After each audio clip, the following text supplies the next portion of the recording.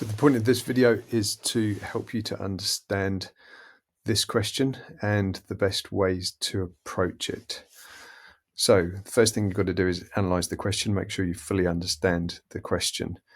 Second thing you've got to do is tap into that background knowledge and figure out all of the things that you know that are relevant that would help. In the green booklet, you've got some pages on this stuff. So if you really want to get into this question to help you with your revision, then look back at these pages, figure out what's really relevant, and that will help you to understand what's going on in the question, especially if you didn't know instinctively or hadn't revised this stuff really, really carefully. That would be a good thing to do.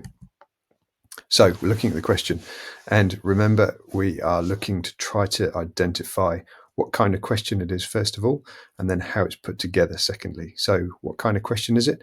It's a causation question. What's the thing being caused, the big thing being caused? It's increased support for the Nazi Party in the period 1929 to 33.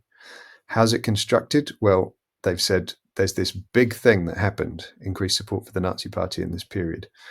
And they've posed you a factor, and they're saying it was the main reason. So that factor that they're saying is the main reason, Hitler's personal popularity. What are the constraints? It's 1929 to 1933. That means that anything outside of that period is probably not going to score you any credit. Now, this is a tricky one because 1933 covers the period when the Nazis were actually in power, but that's not really what it's getting at. It's looking at increased support for the Nazi Party in period 29 to 33, which tells most people that it's the reasons why the Nazis came to power in the first place. So in other words, what that means is we're stopping in January 33.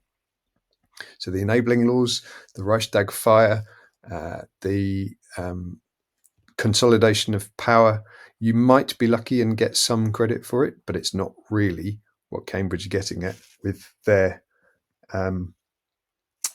question. And if you don't believe me, then you can look in the mark scheme, because the first line of the content in the mark scheme clarifies this point. That's something that will trip a few people up. Some people will talk about things that happened after 1933 and they'll get no credit. You've also got to be careful how far back before 1929 you're going to go, but we'll come back to that idea shortly. So what they're doing is they're saying this small thing caused this big thing. In other words, they have asserted that there is a direct connection. In fact, more than a direct connection, a very important connection. They're saying it's the main reason. This small thing is the main reason why this big thing happened. Now, we know, because we're smart and we've talked about this, that that cannot be true. It has to be an exaggeration, because that's how these questions are put together. So we've just got to figure out how to construct an argument on that. So how do you do it? Well, think about these simple causation sentence structures, these sort of entry-level sentences. The factor led to, factor caused the event. Or if you like, do it the other way around and you go, the event was caused by the factor. So this isn't hard. So these are entry-level versions of the answer, but you can all do better than these entry-level versions. So back to the question, Hitler's personal popularity is the main reason for the increased support. Now, the key thing here, and the thing that many, many people will overlook, is this point about increased support. What's the point about increased support? Well, some people were new to the Nazi Party in the period 29 to 33. So what was it that made these people become supporters of the Nazi Party? What the question's really getting at is, was it just Hitler's personality, or was it something else? For example, was it Nazi Party policy, Nazi Party ideology? Essentially what they're saying is, what changed between 29 and 33 that led to this massive increase in support? Was it circumstances, or was it something else? The implication is Hitler's personality is behind this, but how can that be true? Hitler's personality didn't change between 1929 and 1933. Largely, his policy promises didn't really change between 29 and 33. So what else was going on? These are the things you have to be thinking through. You also have to be able to prove that there was increased support. So you have to work from the increased support backwards to the reasons. If you don't know evidence of increased support, then you're going to find this question challenging.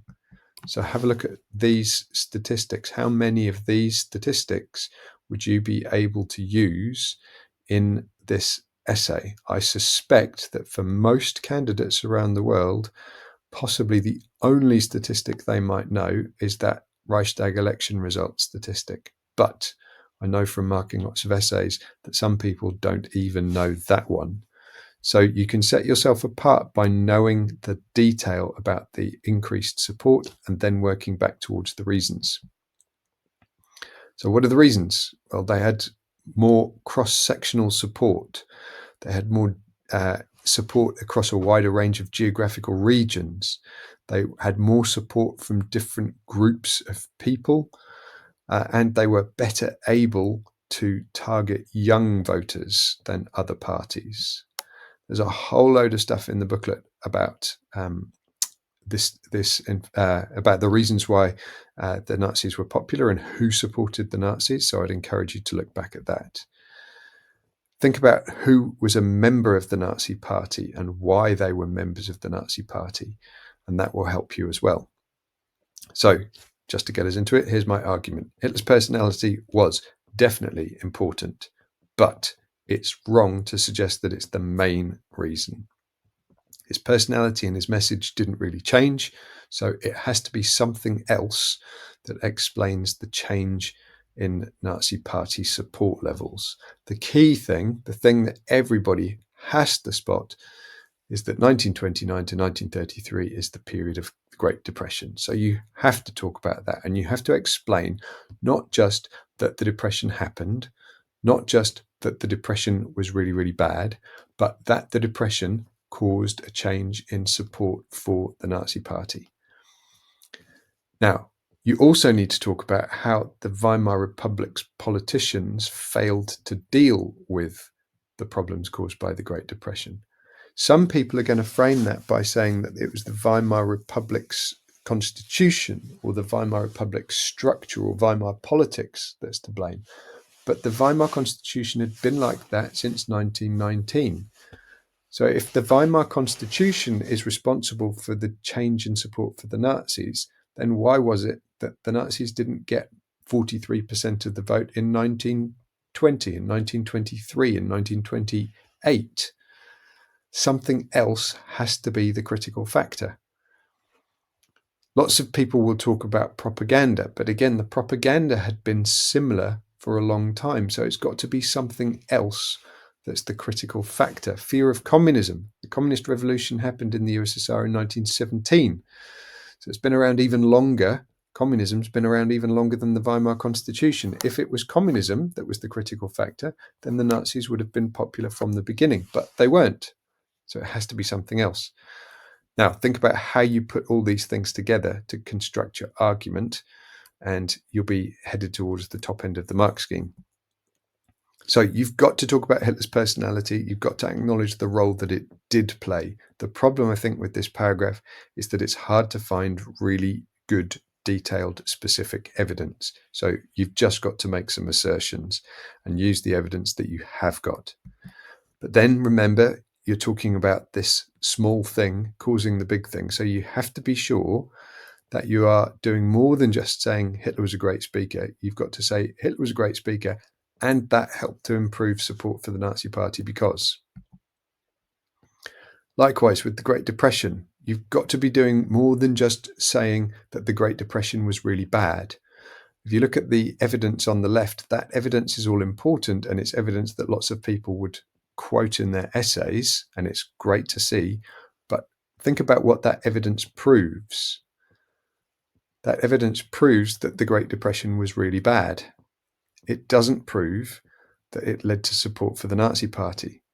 So you have to do that part. You have to do the argument.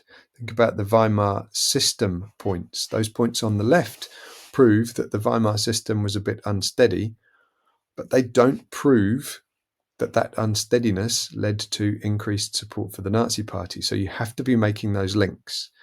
This is what I mean when I'm talking about links back to the question. The question is about increased support. So you have to be saying Weimar's system was unstable. Here's some examples of its instability. And then you have to make the link between instability and support for the Nazi Party. Now that's the examples don't speak for themselves. The examples don't do that. You have to do that. You have to make those links. Now, next thing, think about how your paragraphs fit together. If you look at the diagram on the left, you should recognize it. You'll have seen it before. There are lots of reasons why the Nazis came to power. Lots of reasons why Hitler became Chancellor in 1933. Lots of reasons why the Weimar Republic was weak. They're all vaguely relevant, but they're not all directly relevant.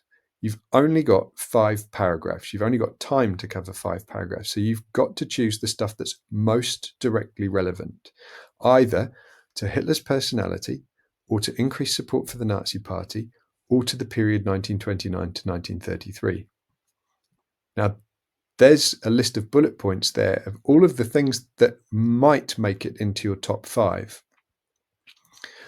But really, you have to be choosing things that are the most relevant factors, which means you've really got to be looking at the highlighted factors, the yellow factors, the period 29 to 33 factors. So you have to be choosing from them. If you don't, then there's a danger that you fall into that Jesus's mum trap, because you're going to go back so far that, yes, it might be important, it might be a significant factor, but it should not be so important that it bumps out one of those highlighted yellow factors, because they're going to be more relevant, because they will tick more of the criteria for relevance for this question. So, yes, talk about the Treaty of Versailles if you like, but you've got to make sure that you're explaining why it's relevant in the period 1929 to 33. Now, it sort of is. If you talk about the Young Plan and the Young Plan campaign, then you can make the Treaty of Versailles relevant. But if you don't link it to the period 29 to 33, then arguably it is you're demonstrating that you don't have enough relevant information at your fingertips. Now, when it comes to actually writing your paragraphs and writing your essays, this is a problem for quite a few people. This is what I call flattening. What you do is you reduce the importance of all factors, and you say that they're all equally important, and you say that they are just factors. There were 5 factors. There's this factor, then there's a second factor, then there's another factor. Some of you mix this up by saying furthermore, moreover, in addition, but really all you're doing is saying these are the 5 factors, but I don't know how they fit together or how important they are relative to each other. A variation on this is you promote all of the factors and you say they're all very important, or they're all absolutely critical. Really, all you're doing is the same thing. They cannot all be the same level of importance. So I'd encourage you to think about your paragraphs, your ideas slightly differently. One thing you can do is rank your paragraphs and say this is the most important, next most, third most, fourth most, and so on. But the danger with that is that it becomes a bit arbitrary. It might have been good enough in the 5th form, but it's probably not good enough now. There is a variation that you're not going to see on screen, which is the sort of balanced argument where you've got 1 and 2 on one side and 3 and 4 on the other side. But then you end up having to choose one side as the winner. And again, that can be a bit arbitrary and not very convincing. So let's think about this one. I've given you 5 factors there. Just pause the video and have a read of the 5 factors to make sure you understand them. So these are our 5 factors. How do you fit them together? If we're not allowed to flatten them, and we're not allowed to promote them, and we're not allowed to rank them, how do we do it? Well, think about a couple of analogies. Think about, first of all, the string quartet.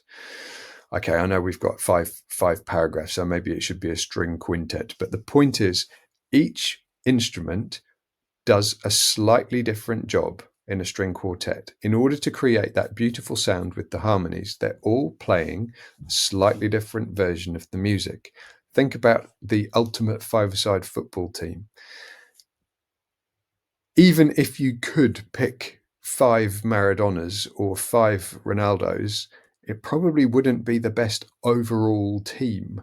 So think about how you choose the best team of players. Think about how you choose the factors that did different things, that do the best explanation of explaining overall how these factors fit together. So rather than a gigantic orchestra where everyone's playing the same instrument, or a team where they're all the best player, the most important player, think about how you can construct a more balanced, well-constructed team of factors and spend more time thinking about how each factor, each player, each instrument, each paragraph, each point in the argument contributes something slightly different to overall build up to something much stronger. So here's how I see it. Yes, in the bottom left-hand corner, we've got Hitler's personal charisma, and we balance that with his propaganda. And yes, that was important because it did lead to improved appeal for the party and their policies. And yes, it did increase the popularity of the party, but only really because of the way it was conveyed in propaganda. We've also got, down in the bottom right-hand corner, though, the Great Depression and mass unemployment. And this is the context. This provided the preconditions for Nazism's appeal, because Hitler's personality hadn't changed. So it's the Great Depression that is providing the critical context in which Hitler's personality could achieve that level of popularity. But look at the top right-hand corner and you can see the failures of the Weimar politicians in the democratic system.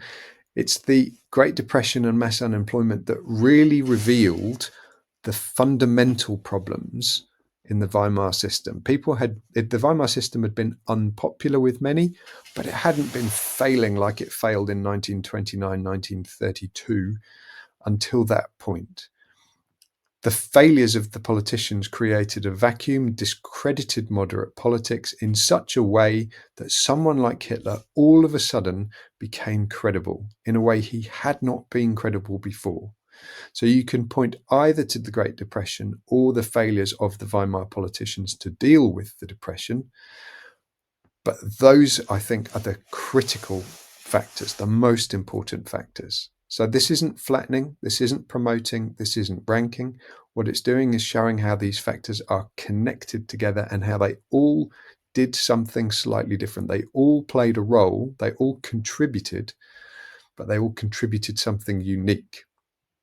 And what that enables you to do is to do a little bit of a thought experiment, and probably it's the counterfactual. Can you imagine the Nazis coming to power if Hitler has a slightly different personality or a different voice or a different moustache? I think we probably can. Can we imagine the Nazis coming to power with slightly less effective propaganda strategies? We probably can. Can we imagine the Nazis coming to power with an ideology that was different? Well, probably we can. The critical thing is that the Nazis promised that they would deal with the effects of the Depression. And there's a clue. So it's the Depression that's critical to increasing the appeal of Nazi ideology.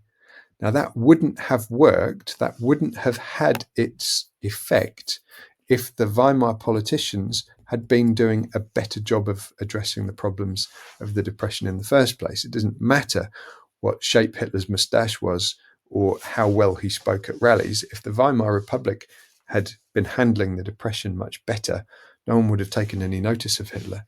So that, I think, helps to explain why those factors are so much more important than Hitler's personality. So try to crystallize all of that in your first sentences of each paragraph, where you make a connection between the factor and the phenomenon, or if you like, between the little thing and the big thing, and use language to explain or to indicate what that factor did and therefore why it's so important. I hope that helps.